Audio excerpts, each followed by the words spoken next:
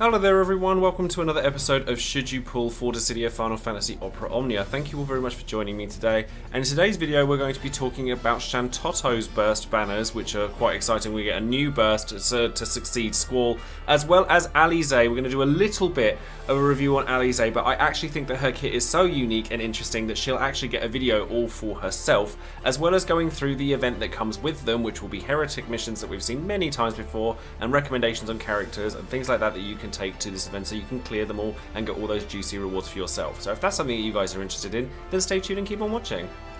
As always guys, don't forget to check out all of the social media links in the description box below, including Twitter, Twitch, Discord and Patreon. On Twitch this week I'll obviously be covering the actual event itself on Wednesday and hopefully getting better luck on Alisaie than I did with the Mid-Italian, as they made me pity, although I did manage to get Squall's burst along the way. So it wasn't a total fail, but still 75,000 gems down the toilet is never nice for anybody.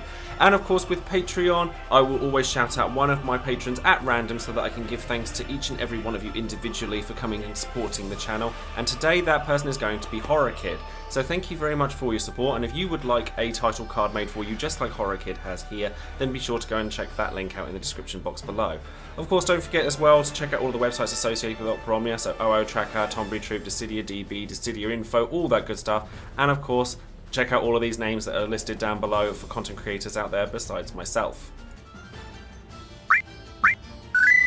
So first things first, let's take a look at the actual event chaos that we're going to have alongside Shantotto's burst banners, and this is going to be reminiscent to anyone that's played through any of the events like DE8 or Alisaie's event or anything like that, where Imperil and Enchant is an absolute must, or at the very least imperiling, as both Shantotto and Alisaie, who are the main characters featured on these banners, like to perform multiple different elemental attacks and imperil the elements that are relevant to those characters. So you're going to be coming up against Sand Krakens, which we've seen plenty of times before, Elemental Behemoths, which you may remember from either DE8 or Realms event, and then Magic Halos, which are from Alisaie's event as well.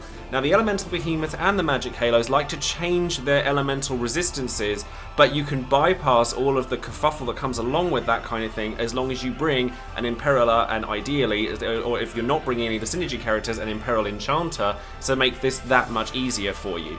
The Sand Krakens like to use delay attacks, as do the Magic Halos, so be careful of that, because what they're trying to push here is like high speed characters like Alisaie, so you're able to kind of come back from that and make sure that you're able to beat the bosses just through sheer turn count rather than being delayed to hell and back, because I mean we do that to the enemies often enough and it's not nice when it happens to us. Also do bear in mind as well that the enemies, some of the enemies do cleanse themselves of debuffs, so as long as your Imperiler of choice can actually reapply the elemental imperil like with relative ease, whether it be Lulu, who is a synergy character, Garnet, who obviously has multiples, Rydia, who can do it, or Alisaie and Shantotto themselves, then you want to make sure you're able to reapply those imperils so that you're able to keep hitting for weakness damage as often as possible.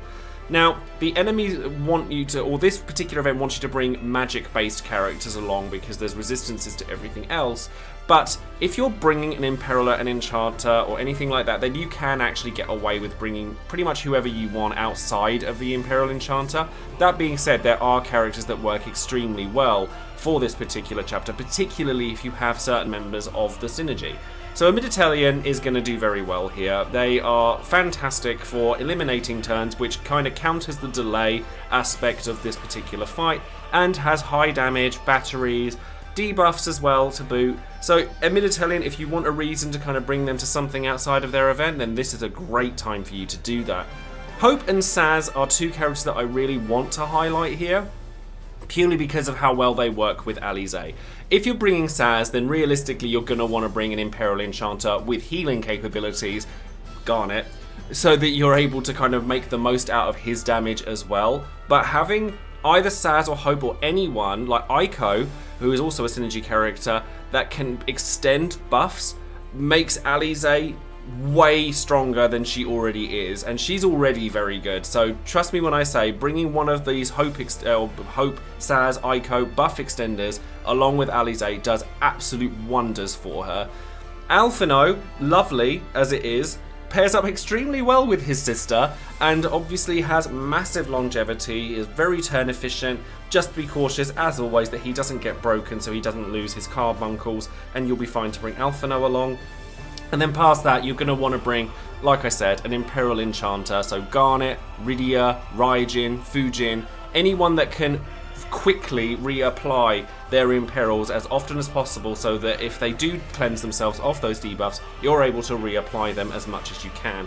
Arciella actually works very well here as well for her debuffs, for fast cast, for all these kinds of things that make her who she is. So if you don't have Alisaie, then Arciella will perform very well here as well, particularly if you have an Imperial weakness damage change, things like that. That HP silence is something that we all know and love very well. With regards to the medal or the Chaos challenge, then Porum is a synergy character for this, as is Kryl, and both of these characters actually work very well here in terms of defenses. Kryl works very well, particularly if you have access to Alisaie or Shantotto, because obviously they imperil her element and it makes her battery that much stronger. She does have Thunder Imperil in her own kit as well, but it's only through her EX, so as long as you're able to keep up with that, then you should be okay. With regards to your friend unit, if you're taking through to Chaos, a Mid-Italian will do you absolutely fine. And then summon-wise, you could bring along whoever you want, realistically, because as long as you're keeping up with the Imperils, then pretty much any summon that you want, so Shiva or Ramu, Brothers, because there's elemental imperils from both Shantotto and Alisaie, things like that. You want to just make sure that you're taking advantage of the stat bonuses that you gain from your summons, because past that, as long as you're carrying an Imperialer, then which element you take doesn't hugely matter. So with the banners themselves, I'm going to start by talking about Alisaie. Now, I'm not going to go into a huge amount of detail with Alisaie because she's actually an extremely complex character, and as a red mage main myself, or at least I was a red mage main myself in Final Fantasy XIV, I adore the way that they represent Alisaie in Final Fantasy Opera Omnia, because she mirrors the way you play a red mage in 14 pretty much dead on perfectly, or at least as perfectly as you can with 2 skill slots and an EX.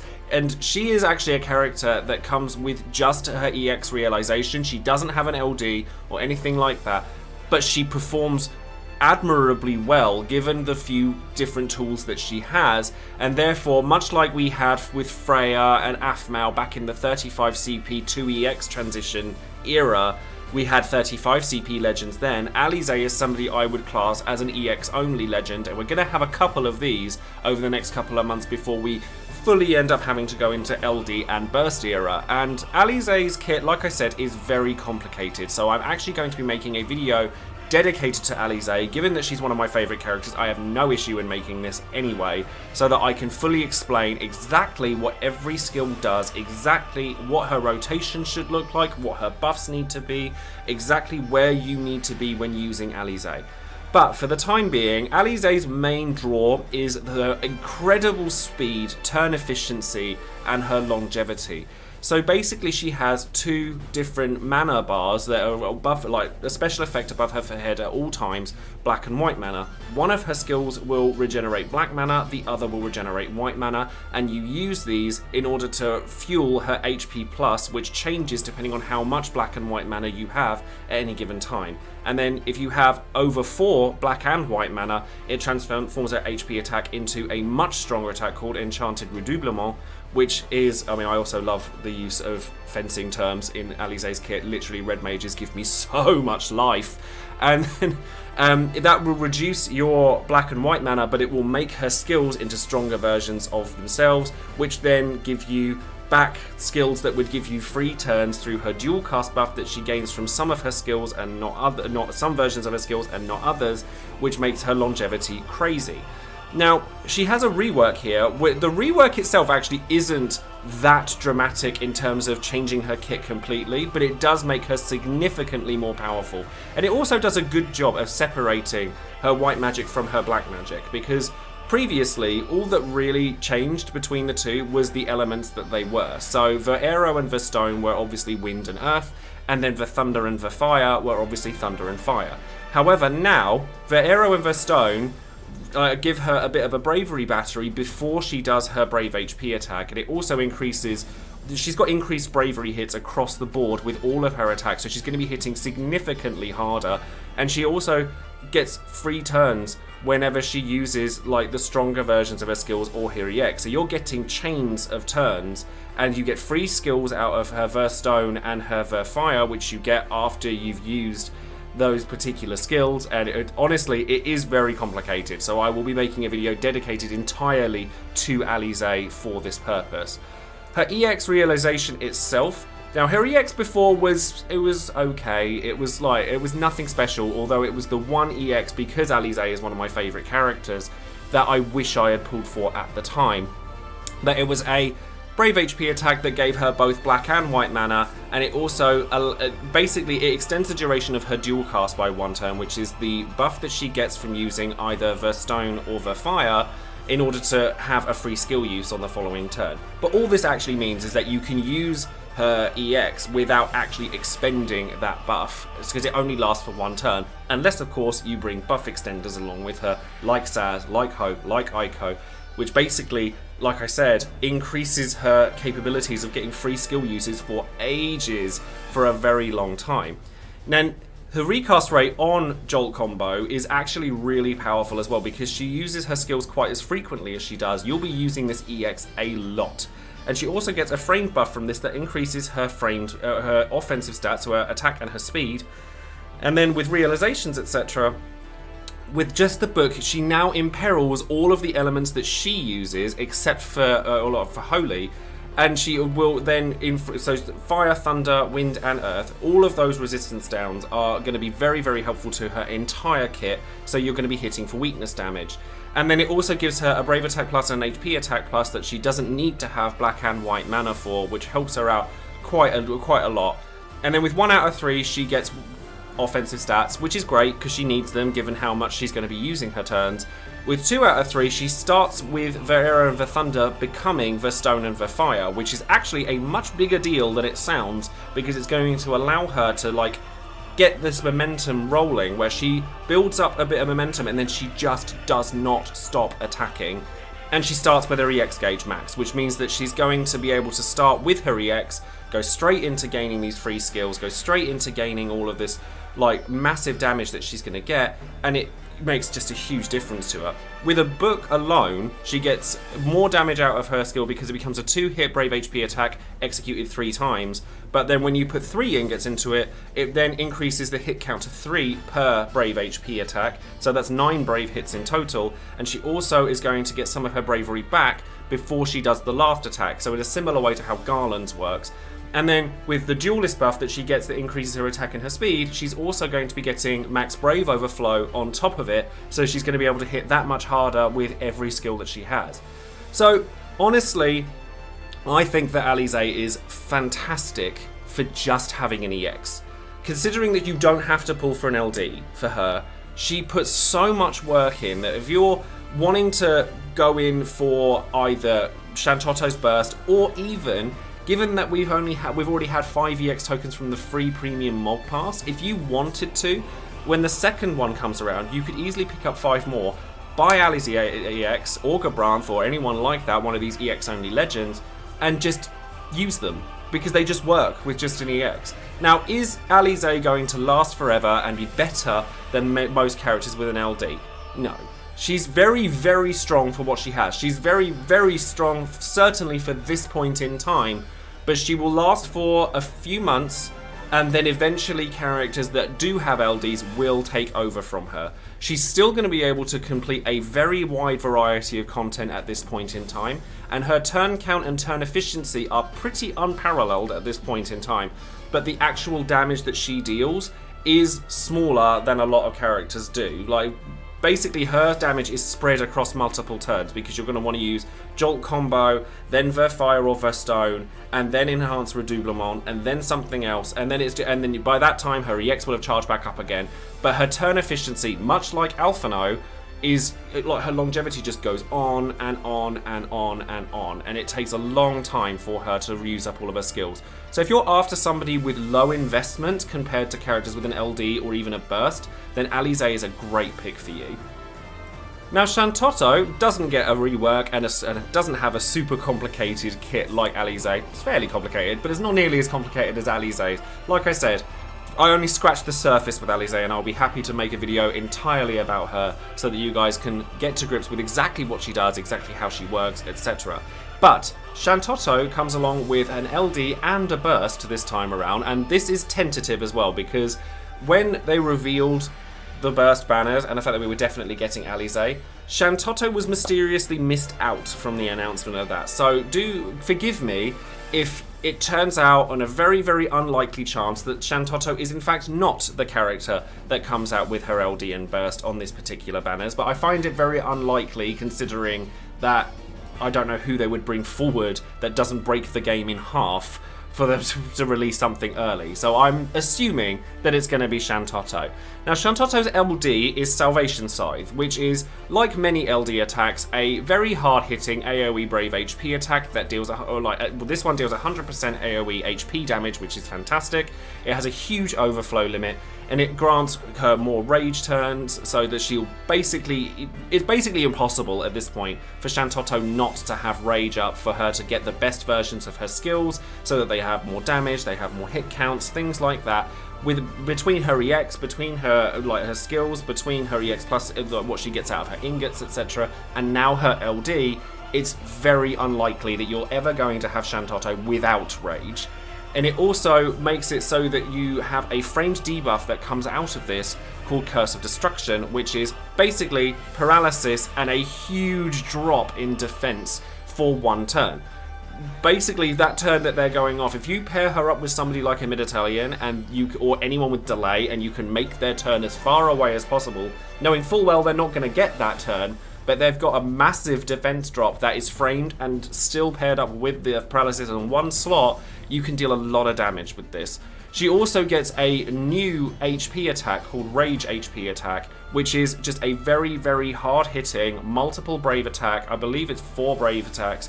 That it's just a massive HP attack that she gets for 4 turns, which gets increased to 8 after you give it Power Stone. So it's actually very hard-hitting. When you put Power Stones into it, the first one will just give her stats.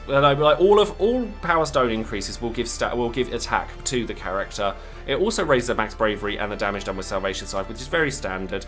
With 2 Power Stones, it increases her stats again, but it also increases the maximum duration that Rage can be active to 10 turns, which means, like I said earlier, what this LD seems to do is fix Shantotto rather than enhance her. So because Shantotto wants to be in rage mode all the time so that you're getting the best version of her skills, because she's not very good without rage, then you're going to be able to keep up with it as much as you want.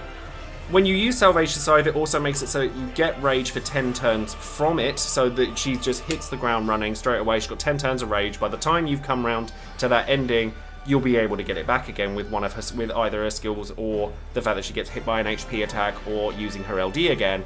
And it also makes Rage HP attack last for 8 turns instead of 4, and it also gives her a better Brave and HP attack. So Brave Attack Plus is a 4-hit wind Brave attack, but it also extends her Rage back up to 10 turns. So like I said, you are not running out of Rage anymore with this.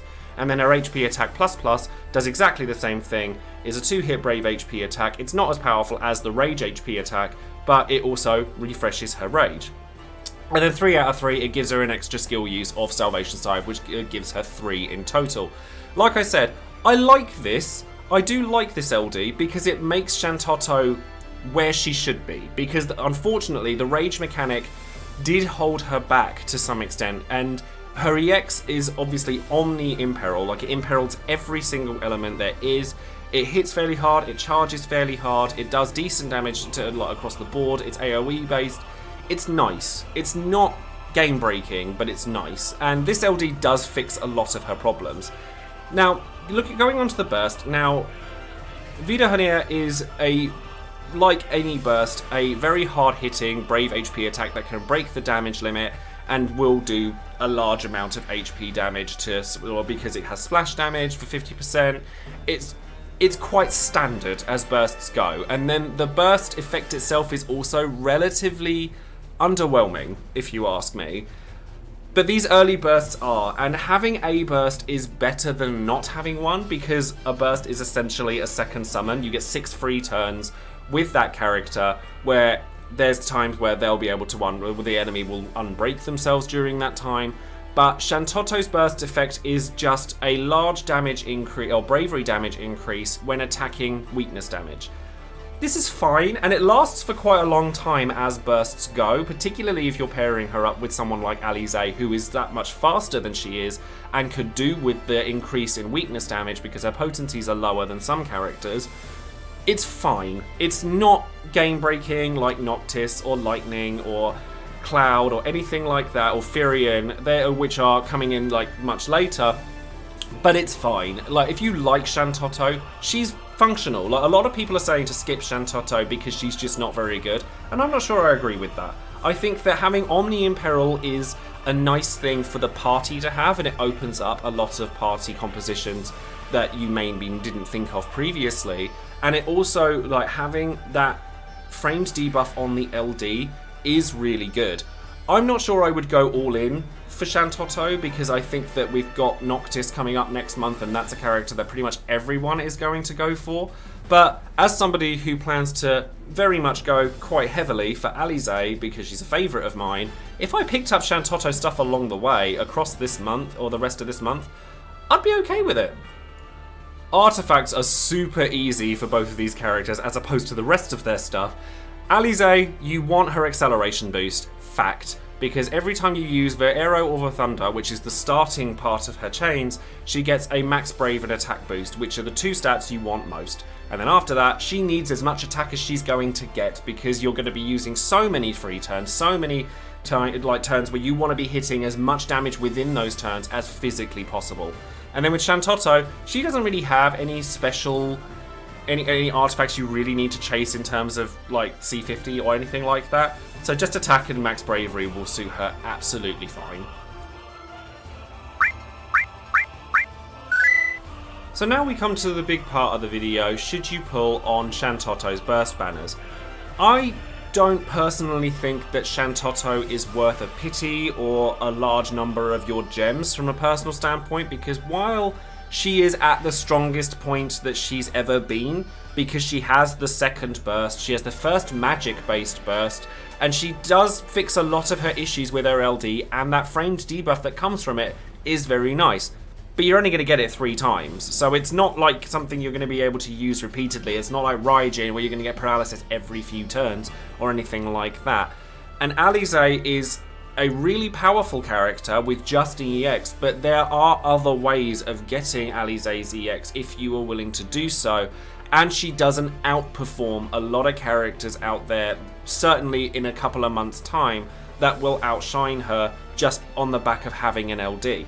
However, because she doesn't have an LD and does function as well as she does, and she can compete with characters that have an LD despite not having one, she is somebody that I think is actually the main prize of this banner, as opposed to Shantotto, because if you were to get Shantotto's LD on the way to getting Alisaie, you could always throw tickets at Desh or Ultimecia's LD to try and get her stuff that way instead.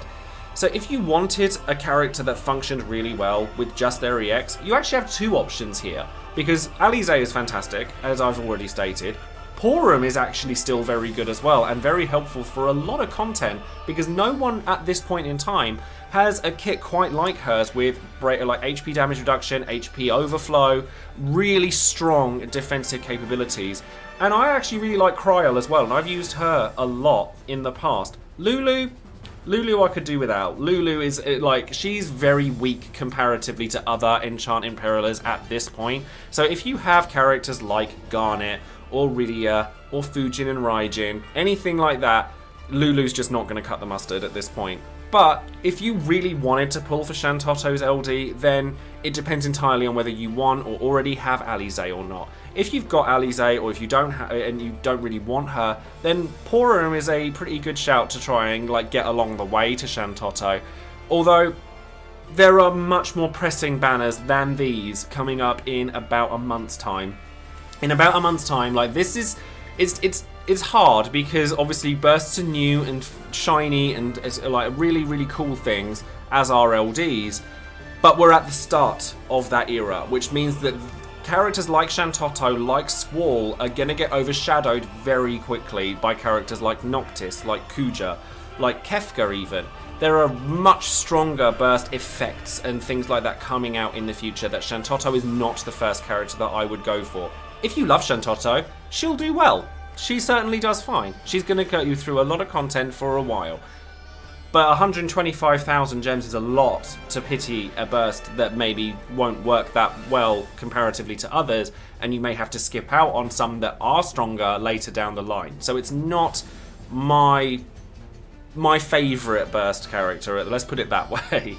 But if you wanted to use her at the strongest point that she's ever been at, then now would be the best time to do so. Although, as with any burst banner, I would always only go for the LD to begin with. Don't go pitying this straight off the bat. We've got Ultimecia's LD that you could try and get Shantotto's burst on, or we have Desh after that, who is honestly one of the most underrated characters in the early LD burst era, that you could try and get Chantato off of that way. So honestly, my mentality, if you are going to pull for this, is to either pick between Alisaie or Porum, or if you need Shantotto's EX as well, pick between one of those banners, aim for that character, and then if you get Shantotto along the way, then great. But I honestly don't think it's like the best banner that we're going to see for a little while, and even if you really wanted Alisaie, you could just use EX tokens to get her instead. So that's going to be it for today's video. As I said earlier, I am going to be making another video to outline exactly what Alisaie's kit does, exactly what every single move, variation of each move, each HP plus, where her EX fits in, what her rotations are, all that good stuff. So you've got that to look forward to in the next day or two, and I'll be sure to make that so that it's ready for when Alisaie actually arrives. And obviously don't forget to like the video, share it out, subscribe to the channel, and click on that bell for notifications on any future videos I make for Dissidia or Opera Omnia. And as I said, that's going to be it from me. So thank you ever so much for watching, and I will see you in the next video. Take care.